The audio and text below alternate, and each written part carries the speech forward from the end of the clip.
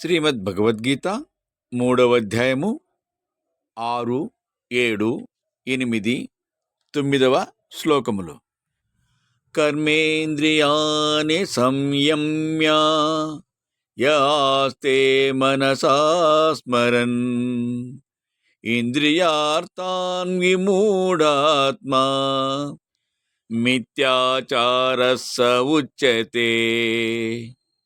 కర్మేంద్రియములను బిగబట్టి మనస్సుతో విషయములను చింతించు మూఢాత్ముడు కపటాచారుడని చెప్పబడును. యస్వింద్రియాణి మనసా నియమ్యారభతేర్జున కర్మేంద్రియైః కర్మయోగం అసక్తః స విశేష్యతే. అర్జున, ఎవడు ఇంద్రియములను మనస్సుతో నిగ్రహించి పలాసలేక కర్మేంద్రియముల గుండా కర్మయోగమును నెరవేర్చుచున్నాడో అట్టివాడు ఉత్తముడు. నియతం కురు కర్మత్వం కర్మధ్యాయో హ్యకర్మణః శరీరయత్రాపి చ తే న ప్రసిద్ధేద కర్మణః.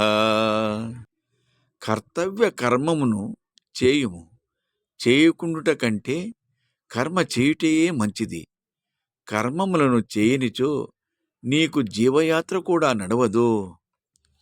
యజ్ఞార్థాత్ కర్మణోన్యత్ర లోకోయం కర్మబంధనః తదర్థం కర్మ కౌంతేయ ముక్తసంగ సమాచర.